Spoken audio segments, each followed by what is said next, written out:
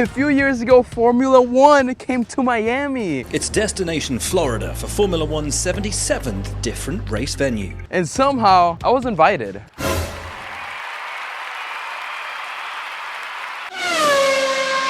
But then, they ghosted me.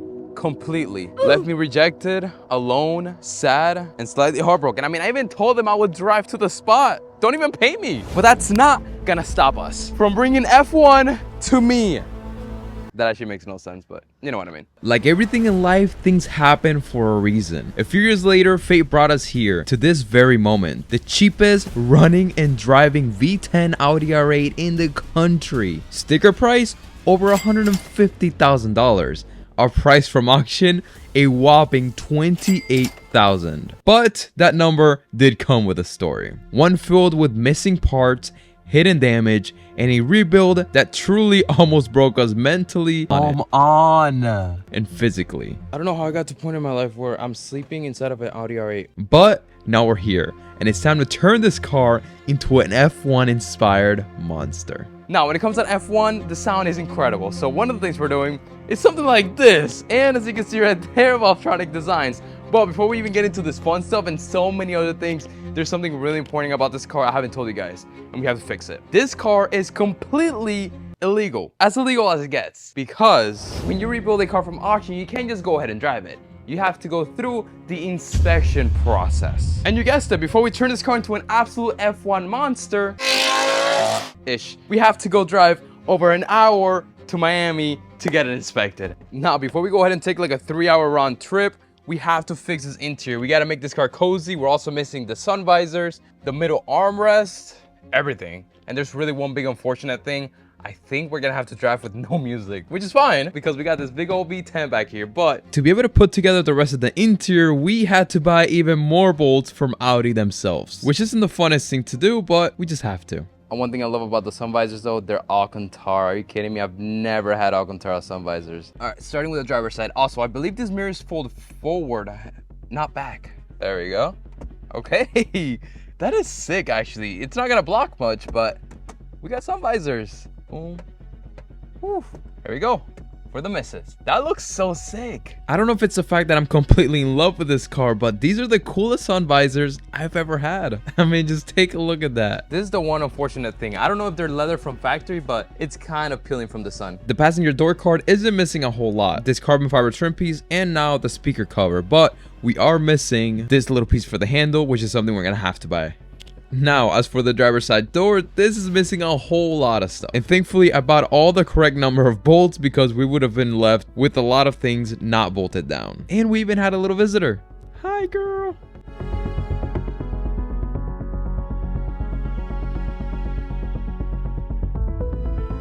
I genuinely have zero idea how this goes. And I'm not even playing. This should go in like this, right? Right? Oh, I'm so confused. They left such a mess for me. Oh, yep.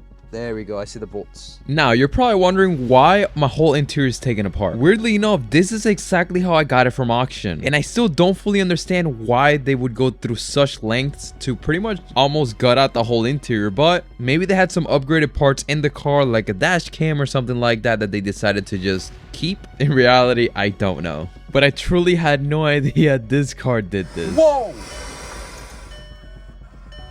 Whoa, that is so cool. I'm also missing the cigarette lighter. Are you kidding me? I'm gonna put this cover back here. It's nothing final since I'm pretty sure I'm missing some sort of radio device or something back here. This way looks nice. There we go. We also can't forget about this top piece, and we have to applaud Audi. The fact that they made the whole roof and trim pieces Alcantara, absolutely amazing. But I'm still struggling to figure out, is this whole middle piece custom stitched? I think it is, but I'm not 100% sure. I almost forgot one of the final pieces of the interior. Let me know what you guys think about this. Look at this shift knob. It's carbon fiber. It's cool, but compared to the OEM one that just says R8, I don't know why anybody in the world would put this on. But that's what we have now, so we're just gonna thread it on. This is terrible though. I'm definitely gonna take this out. If you're watching this video and you have it, send it to me. Let's at least give it some type of clean. This is a cleaner, protectant, and conditioner. We can't clean all the way back there because that is Alcantara, so we're just cleaning the leather part. And we cannot forget about changing out the engine bay struts, because yes, they went bad. Previously, a lot of you told me to clean out the windshield, and it's something I've been meaning to do, and now is the perfect time to do it. Another really important thing just came in. The headlight module for the driver's side headlight. One of the modules was not OEM. It didn't work, so we didn't have headlights.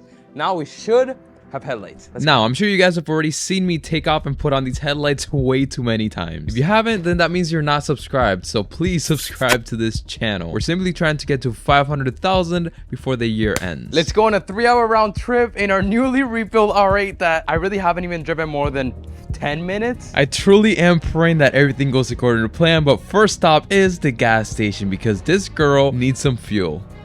And this is it. Years of grinding, rebuilding, chasing a dream, and now we're officially behind the wheel of my first supercar. The sound, the speed, the feeling, everything I worked for led to this very special moment.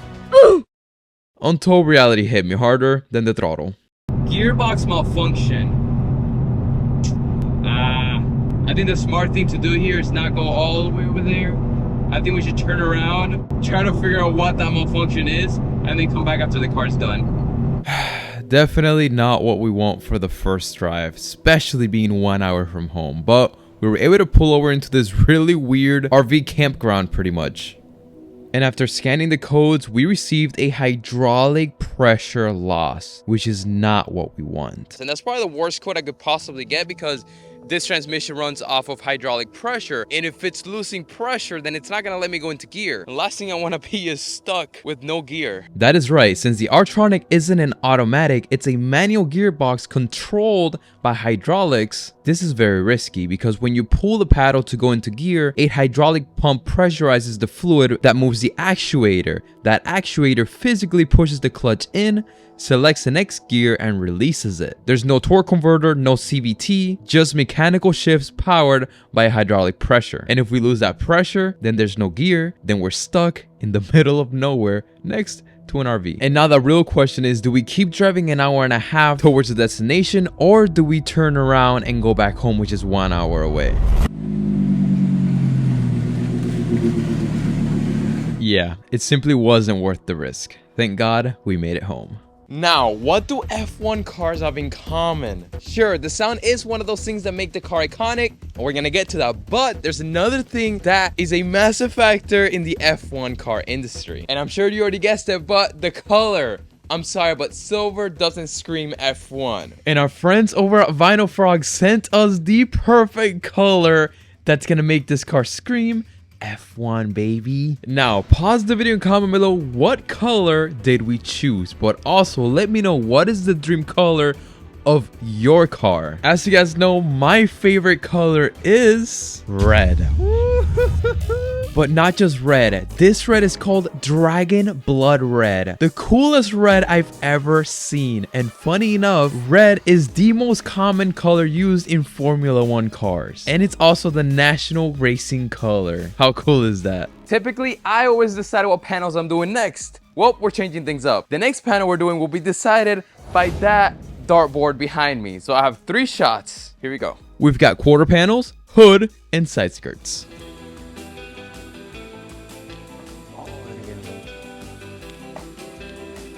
Oh, there's no way. On my 3rd try, we got some quarter panels. Sweet. Got the little $16 Amazon wrapping toolkit. I just need a couple things from here. Now, by the looks of it, this wrap job isn't gonna be terrible, but it is a supercar and I don't want to scratch the paint, so that's another thing.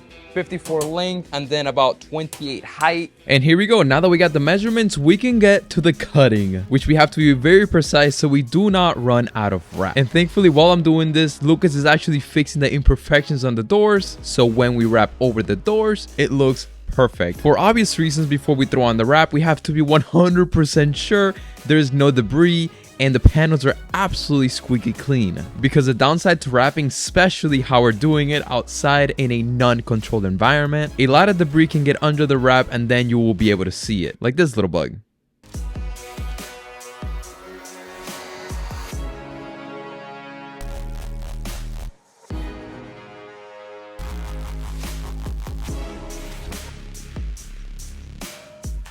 And the most important thing when wrapping a car, be patient. This is by far the worst quarter panel I've ever wrapped, and I think it's because of this drop right here.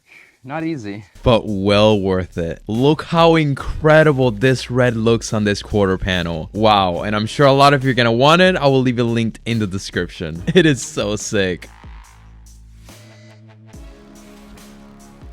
After that terrible quarter panel, we can go on to an easier piece. Since this car doesn't have front fenders, it's pretty much built into the hood. It has this little body panel, which is very easy to wrap. Quarter panel number 2. How you feeling, Lucas? I feel great. How do you guys feel?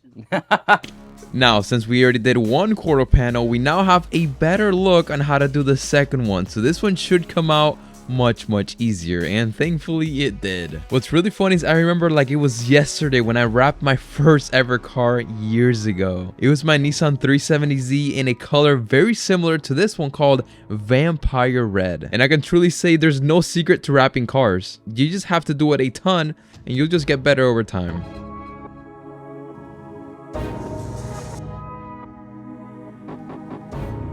This Dragon Blood Red with the carbon fiber is absolute perfection.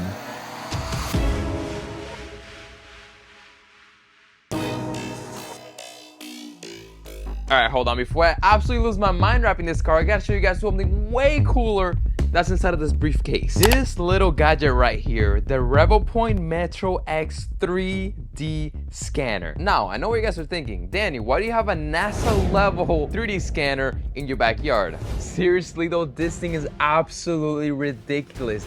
The accuracy down to 0.03 millimeters. That is thinner than human hair.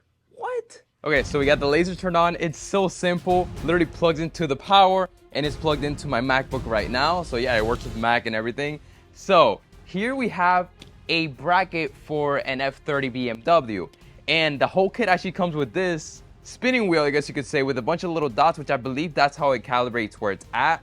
So we're just gonna put it there. And I think we just scan. I think it's that simple. Now, the whole scanning procedure was definitely not as difficult as I thought it was going to be. If you're too far from the object, it'll tell you. If you need more markers, it'll also tell you. It pretty much tells you what you need to do to get the perfect 3D model. And my favorite part is you can see the live image creating itself. I mean, I've never done anything this cool. And I've even seen people online 3D model whole fenders, hoods, a whole car, which is absolutely amazing and just goes to show how much you can do with this little gadget. And as you're seeing, we got the 3D model of the bracket. Absolutely insane. We don't even need the bracket anymore. This is absolutely incredible. And you know what? I'm not a professional. I'm obviously gonna have to learn the program. I'm gonna have to dive into a little deeper, but the fact that we have this resource now in the garage, that is insane. I mean, that bracket was like $40. We don't have to spend that money anymore. If you're a DIYer like me and you love doing things in your garage, no special tools, nothing, this is kind of a must, because they say you break something, you can't wait. You can literally get a 3D model of it, 3D print it, and then you can continue on with your project. And you can also just 3D print random stuff. Like me, for instance, I decided to get a little model of the 3D ratchet. You can never go wrong with that. Thank you, RevoPoint, for being one of the coolest sponsors and sending me out this amazing gadget that we'll be using all the time. We're gonna save so much money, and that's why you guys should get one too. All the details will be linked in the description. Get yourself a 3D scanner in the 21st century, year 2025. These things are a must, y'all. It makes your life so much easier. This has to be the coolest red I've ever seen. It's getting dark out. From some angles, it's like a mean, dark, opaque red. And then you look at it from a different angle, it has a nice deep shine to it. I mean, wow. And with the carbon fiber, so good. F1, here we come, baby.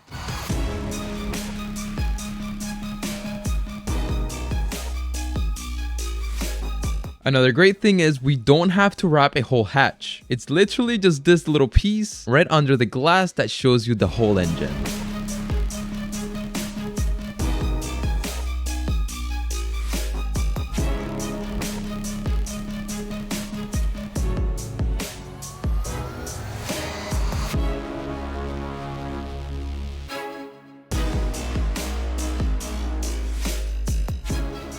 And just like that, we got the rear of the car almost fully done. Wow.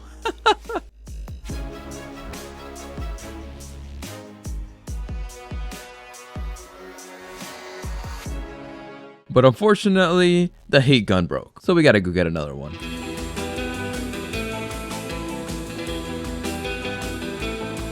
Thankfully, Lucas showed up to help us with the biggest panel.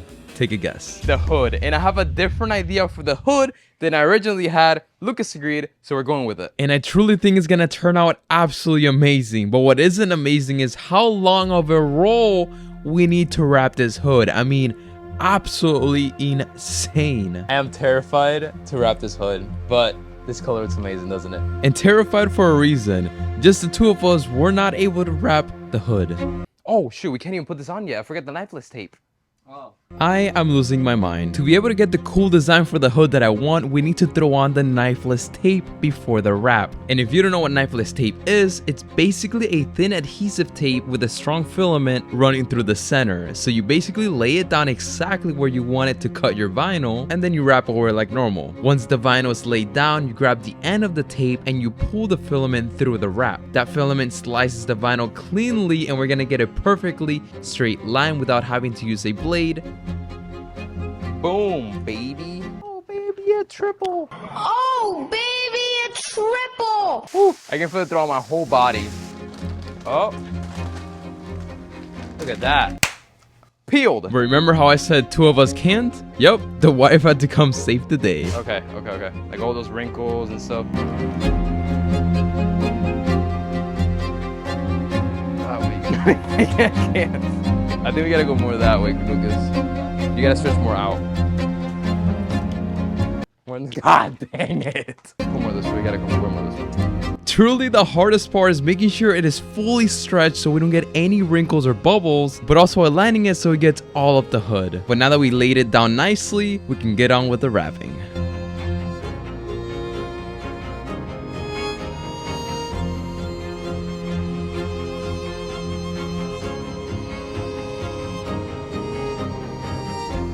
And now that we got the wrap laid down, it's time to see the knifeless go to work. As you can see, it is cutting right through the wrap. Oh, this is gonna look so good.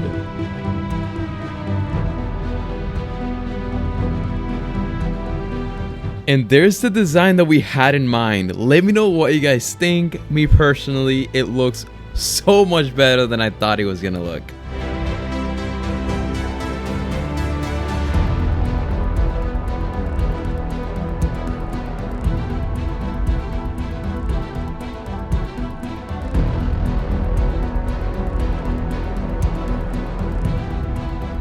Next up, the roof. And since the roof is pretty much one piece with the A-pillar, it's gonna be very hard to wrap both at the same time, so we're separating them with the knifeless tape.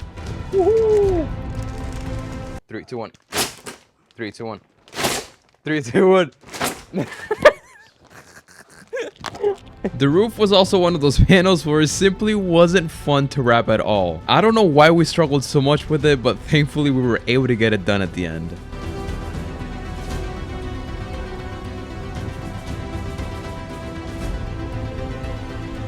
Now, I don't know what this piece is called, but you can see it, so it needs to be wrapped in red. Also, right next to it is the inside of the air duct, which also needs to be wrapped.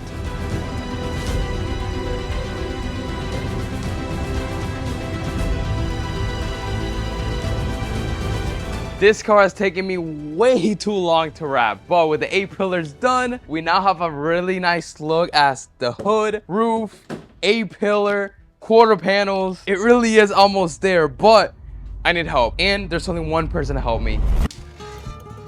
Oh my goodness. Look at that color. I love that color. And I love how, are you gonna leave it like this? Yes. I love this. That's a beautiful contrast. I like this. And I called you because I need you. We need to wrap this front bumper, and I need your help because I can't do it myself. So I wasn't gonna do it, but good thing you're here. She told me remove the headlights. I wasn't gonna, but we're gonna now. See, you're already helping, honey. You're doing great. See how easy that was? Like, just remove the headlight. Put it right in there. I love the R8's headlights. They're so easy to remove. Are you ready? We're gonna peel this back. I'm gonna heat it up. We're gonna stretch the crap out of it, and we're gonna put it on. And then when you know what we're gonna say, take that bumper, take that R8. Yeah. Oh. Just one section at a time, so much easier. Now, this is where a lot of people out there that are professionals are gonna say, hey, you should have definitely wrapped the whole bumper in one piece so you don't see any overlapping lines, etc. Now you may be right, but I did this on my Audi S5 and you really cannot tell. But then again, I'm no professional and I'm doing this for fun, and this car will not be perfect, but it's gonna look really good. So hey, it'll be fine.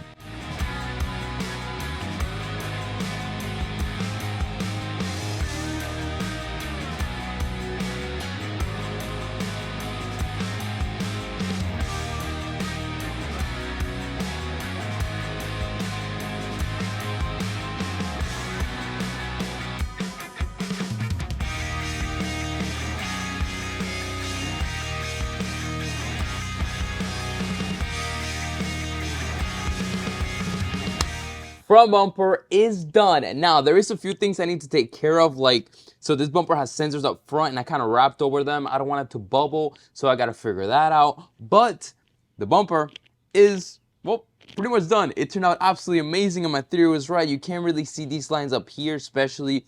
We got other stuff coming for the bumper. It's gonna look perfect. I'm really happy with it. And it wasn't as difficult as I thought. Thank you, Lord.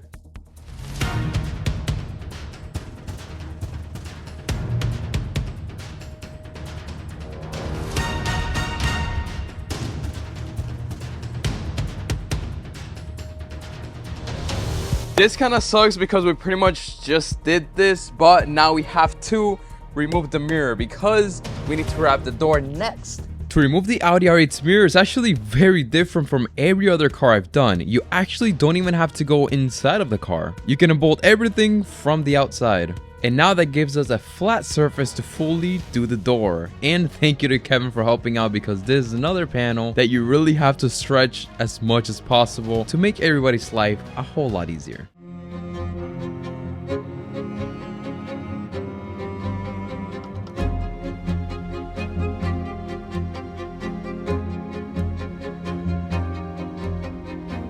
And look how good that door looks, fully finished. And you may be seeing a couple bubbles. We're actually gonna have to pop those one by one to make sure this thing is 100% perfect. It's not terrible though.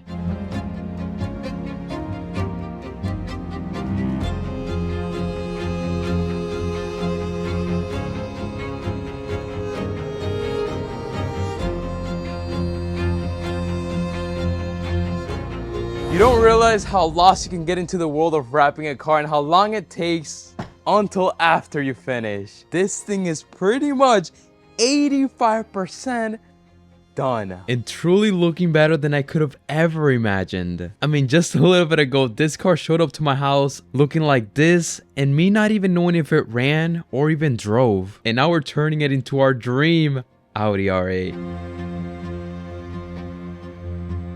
You know what they say, now that the doors are done, more doors. Just kidding. Now we have to do the rear bumper. Now, I think it's gonna be easy, but at the same time, I feel like it's gonna be difficult. Easy because we don't have to wrap this part. Difficult because it's the bumper and it has to be all one piece. I thought this was two separate pieces. No, this is part of the bumper. That's paint, y'all. Hi, girl. Use the head of the camera. How are ya? Before we even get to wrapping this rear bumper, you guys know exactly what we're going to do. We need a clean cut between the black part of the bumper that doesn't go painted and the part that goes wrapped. So we're going to be using knifeless. Sheesh. 92 inches. We'll find out soon. Ladies and gentlemen, and that is the biggest wrap piece we have cut so far for the R8. Look at the size of this thing. All right, we're gonna stretch it and put it on. Make sure it reaches your side though. Audi, I just have to thank you. The fact that we don't have to wrap that whole black piece of the bumper is making this so much easier. And how we're doing this is we're starting from the middle on out, while really heating up and stretching out the wrap. But of course, I spoke too soon and we have a massive problem. We have an issue. So we just did this part of the bumper. If you can look right here, you guys see those imperfections and just like weird texture that shouldn't be there? That is because when we're peeling back the wrap to put it back in, the clear coat from the rear bumper is just coming off. So yeah, and as you guys saw the report, there's two panels on this car that were not factory when it went through like the whole inspection. It was the rear bumper and the front bumper. Meaning, I guess the clear didn't stick on the paint properly when they did it. So now we're paying the consequences. That is not ideal. But the good thing about this is, since it's a nice glossy red with a lot of depth in it, you don't really see the imperfections as much, or at all actually. So from here on out, we're going to be very careful with the rest of the rear bumper, but I think we should be okay.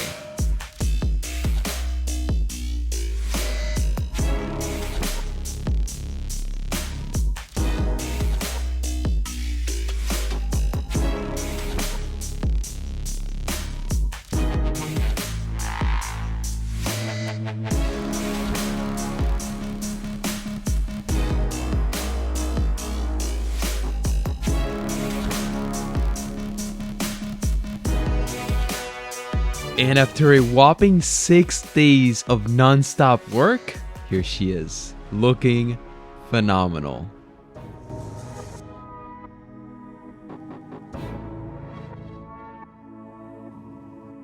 I truly think this is the perfect color for an R8. I mean, look at that red. Look at that. That is crazy. Yo, look at this. Lucas killed it. Jeez, re-cleared, brand spanking new. Honestly, if you have Instagram, DM Lucas saying W Lucas. His help is always incredible and helps us do these videos. But now that we have all the pieces back for the car, it's time to start putting everything back together. Of course, starting with the mirrors, which if you didn't see the previous video, we actually did upgraded turn signals from Canadian Auto Performance. Next up, we can throw on the front grills, which pretty much complete the whole front bumper. And after that, you guessed it, the mighty headlights. Now we can throw on our newly re-cleared carbon fiber quarter panels.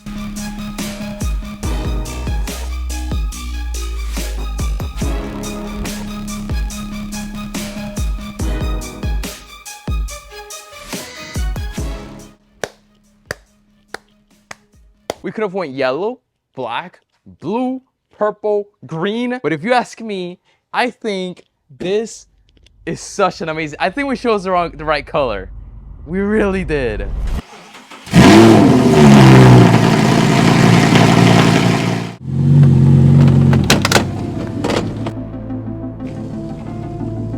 And now under the sun, it's a completely different color. Wow, I feel like I'm inside a video game. I feel like we're playing Need for Speed or Forza. What an absolute beauty of a car. But of course, we're not even done just yet.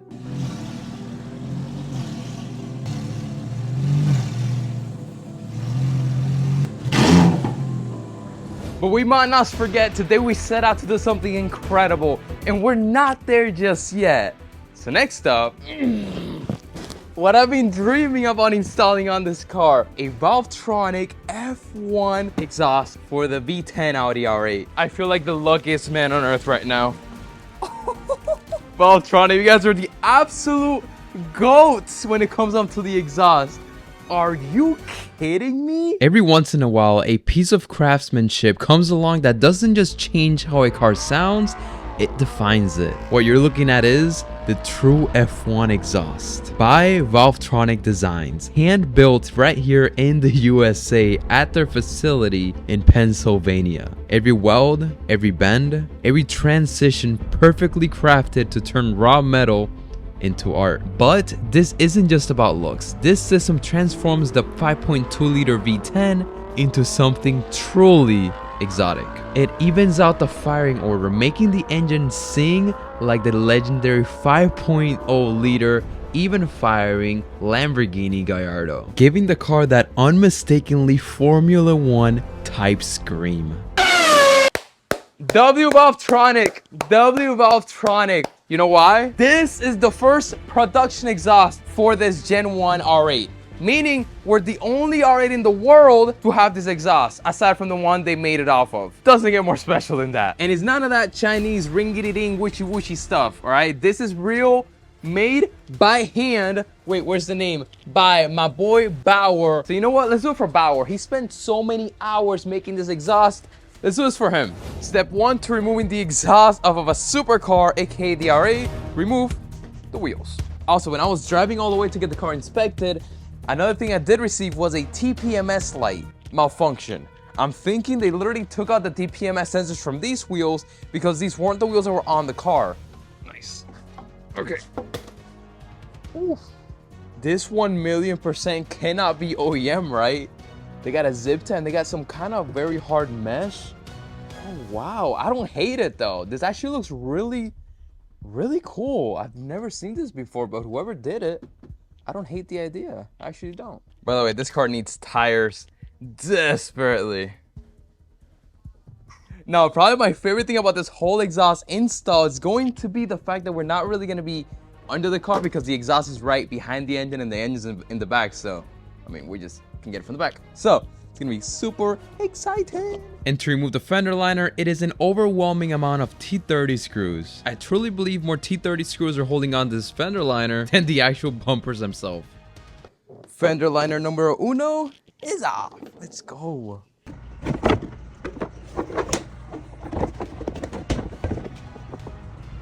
Next up, the under panel, which we've already done before, and it's not super difficult. Honestly, all of these things I've taken off so far, just T30 screws. I love it. Let's go. Okay, now I believe there's two T30 screws. Yup, one right here and one over here. Okay, that's weird. The bolt just stays in, I guess. All right. And quick reminder, aside from the exhaust, we also have to figure out what's going on with the transmission. We do have an amazing program that's getting here tomorrow, though. And that program is going to tell us exactly how much PSI the hydraulic pump is creating and maintaining. It should be 50. So if it drops, that's when we get the code. And that'll pretty much give us a good idea at least what's going on. We're also going to check if the hydraulic pump is having a leak. That should also cause the issue. I'm terrified. We need to remove the bottom splash shield because it's also holding on the bumper. No way the license plate is holding everything on. No way the license plate was holding on this whole bumper. It was. Oh, here we go. Oh, this is sick. Ladies and gentlemen, we have removed the rear bumper and the first rear bumper on a supercar. That's crazy. Wow, you can very well see the transmission right there. I believe this transmission is out of a newer Gallardo. But as you guys know, we do have an aftermarket exhaust, and I'm really curious to see what exhaust it has, which we can either give it away or sell it and make some money back. So that's gonna be great. But more disassembly is needed, starting with both tail lights. They're each being held on by 2 nuts and 2 little bolts. Once those 2 are out of the way, we do have to also remove the rear crash bar. Yes. There we go. Bash bar is off, baby. Another thing we have to remove is the whole airbox. It's a bunch of T25 screws and then some T30 screws that are holding the bottom of the airbox in. Also, we do have to disconnect it from the intakes themselves as well. Let's go. Woohoo. Also, don't be like me. I jacked up the car way too much and I gotta stand on a wheel to get over here. You know, maybe it's a personal issue, but I definitely didn't help it jacking the car up. And now we can actually see the whole hydraulic system or unit, and I don't see any leaks, so we can rule that out. Yeah, no, I don't see any leaks coming from the hydraulic pump. Either way, I want to do the exhaust, and then we can focus on that. I'm just excited to take off the exhaust, so I think now we can start unbolting, baby. Let's go. First thing we're unbolting is the exhaust hanger. Also, my favorite thing of all this is we're not under the car laying down, taking off a whole long exhaust. Why does that sound so bad? But also, I was wondering if I had the stock headers on the car. I do have the stock headers. No aftermarket headers, my friends. Look at us. Who would have thought we'd be here right now taking apart a whole supercar? What a blessing. Thank you, guys. Oh, that's heavier than I thought it was going to be.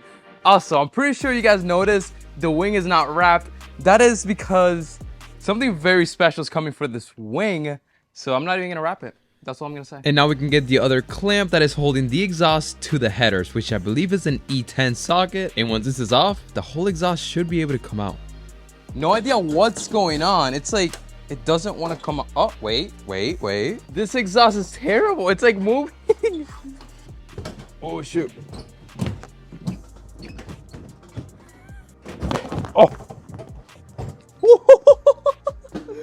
Let's go. Oh, this is so sick. Are you kidding me? And check this out right there. Lamborghini. But as for the exhaust, unfortunately, I don't think it's anything special. We still got to take it off, but nothing at the bottom. I applaud Audi to put a whole V10 engine in here. I mean, the ingenuity, the creativity, the passion they had to do this is so awesome. This is probably one of the coolest things in automotive I've seen. The fact that the V10 is back here and the transmission is right there. I mean, so sick. But unfortunately, after doing a little bit of research, I don't see any oil leakage from the hydraulic pump. Everything looks really dry. The reservoir looks pretty full, I would say.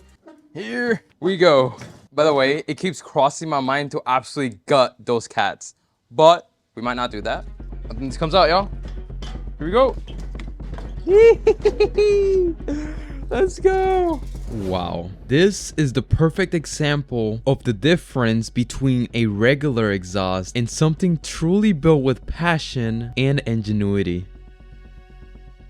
Now, I know it's probably gonna be way louder than this one, but it's probably also gonna be more refined. I mean, look at this thing. It's pretty generic. There's really no signs behind it. And it really sounded kind of choppy. Loud, but not great. After much consideration, we have come to a conclusion. I will not be gutting my catalytic converters.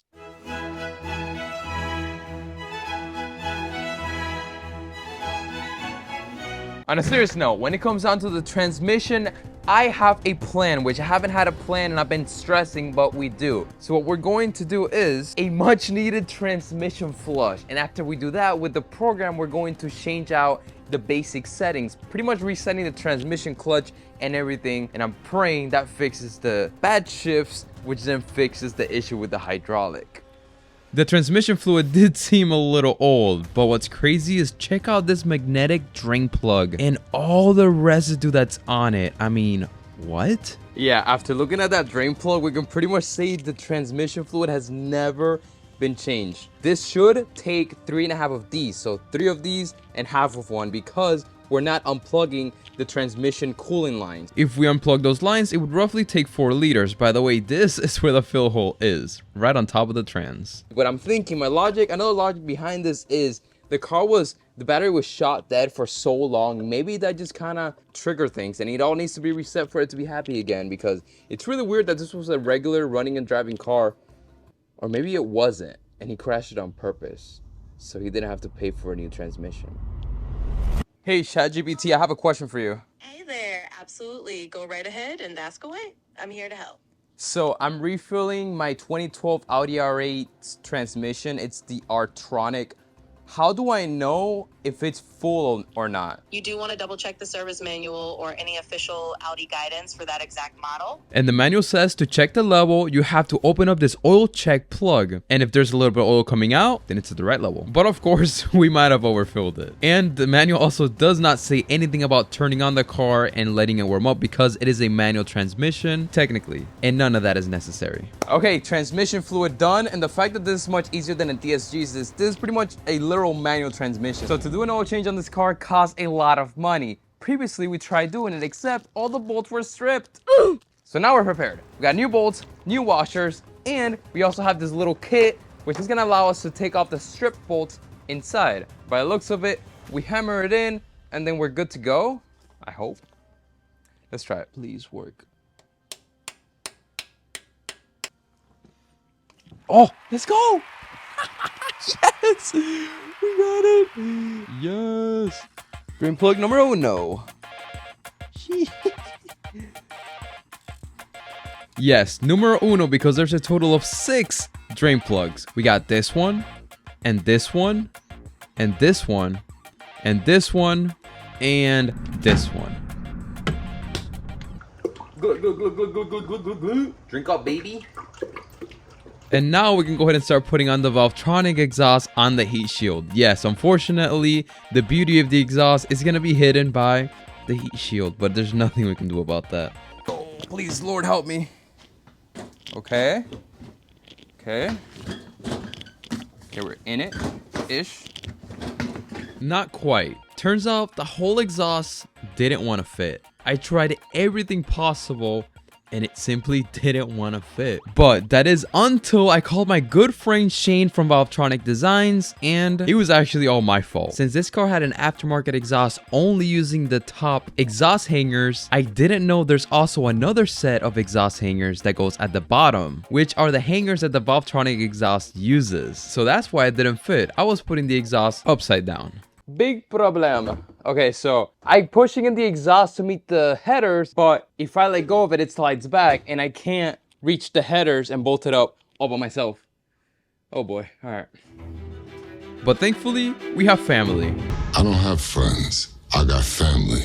I need you to empujarlo para poder cogerlo por aquí arriba. Empujarlo para arriba. Yeah. And with Kevin's help, we were able to put on the exhaust and it fits perfectly. I genuinely was scared for a second that I got sent out the wrong exhaust, but turns out it was just a silly mistake on my part.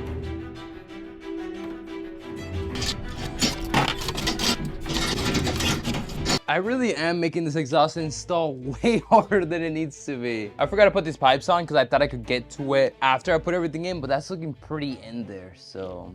That is actually sick. Never mind. We can get to it, we can get to it. The fact that this is loose, we can get up there.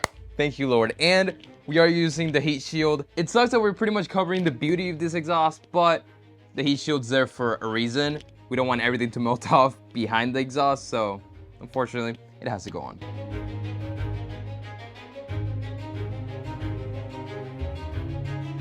And now for the other side, we can throw on the clamp and then throw on the rest of the exhaust. I do have a feeling that the hardest part is going to be making sure this aligns with the bumper though. But before we're able to throw on the bumper, we first have to throw on the tail lights, make sure the heat shield is fully buttoned up from both sides, and last but not least, throw on the rear bash bar. And look at that, we're one step closer to starting up this car and driving it on the road.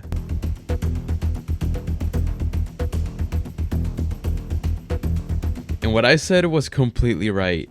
We took off this bumper off, put it on, took it off, put it on. And why? Well, because we kept trying to adjust the exhaust to make it look as good as possible.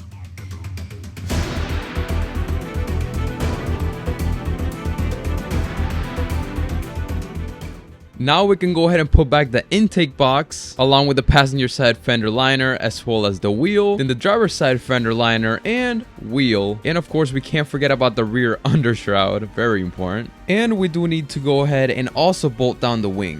Here we go, baby. This is the final piece that we have to throw on the car. It's kind of like the back cover that goes right under the wing. But for this, we actually did have to purchase what goes in here. At first, I thought this was to pop up the engine bay cover. It's not. It's actually a holder for the camera, which I had to buy. I believe we spent like $240 on this camera. And the camera just goes bolted on with two little screws. Boom, baby, look at that. Also, we do have the lights on both sides, but we're gonna put this on first. Ladies and gentlemen, we have a problem. I can't seem to find the other plug for the license plate light. And after looking at some footage, I left the harness all the way down here. I can literally hear it. This is terrible. I don't want to remove this bumper, so we gotta figure something out. Well, we had no choice, ladies and gentlemen. We had to jack up the car, take off the wheel, unbolt the driver's side part of the bumper, and stick my hand all the way down to be able to get the plug.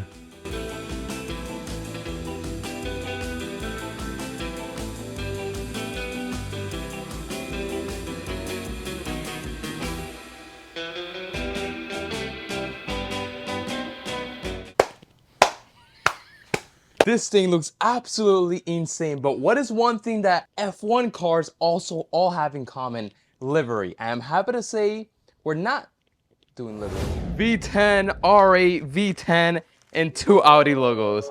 We have to put them on the car. I grew up debadging cars. I love the clean look, but there's something about putting these badges on this car that just feels incredible. I truly was not sure how I'm gonna do this, but I love the internet. Check this out. There's literal dimensions on how to install all the logos. Yes. All right, let's do our very best. We got this. We got this. Starting with the rear R8 logo, which to me, I'm gonna be honest, is the most important one. Which of course, with the help of the instructions, is making things much easier. Next up, we got the V10 logo, which we got all the measurements, but I did notice the V was a little too close to the 10. So you're gonna see later on, we actually did fix that. Everything's looking so good so far. Final logo is indeed the front logo. Here we go, y'all. Inch from the bottom. Logo's on. Now, you guys know what time it is. Here we go. This is the first ever cold startup on the Valvetronic's True F1 exhaust on my V10 Audi R8. Enjoy. I'm so nervous.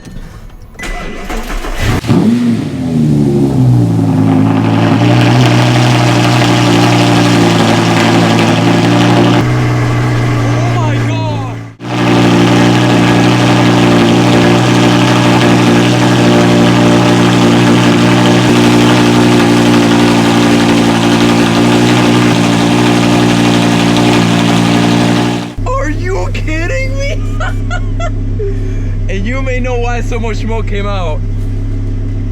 Whoa. I am in literal utter shock.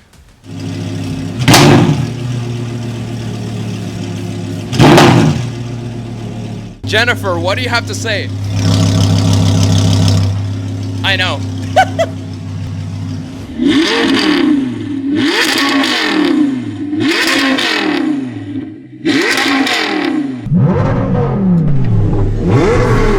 Oh my gosh! That's crazy!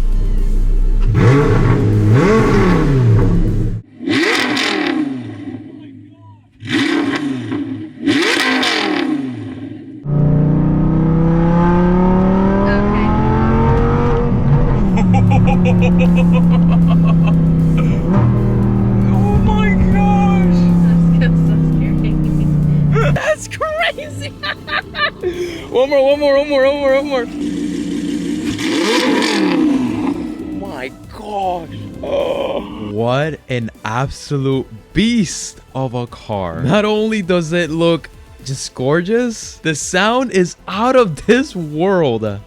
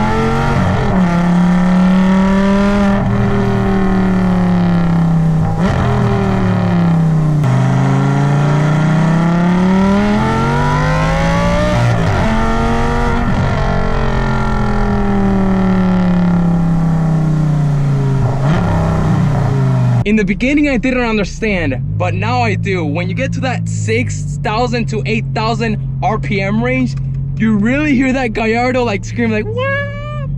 Wow. On a very ambitious goal to bring F1 to me, to make this car the ultimate F1 supercar in a way. Did we achieve that? I don't know. You guys let me know, but we did achieve one thing. This is by far the coolest car, one of the coolest cars I've ever owned, and it's been such a blessing. I mean, look how insane this looks. This video was a lot, so I hope you guys enjoyed it. Leave a like, subscribe if you haven't already.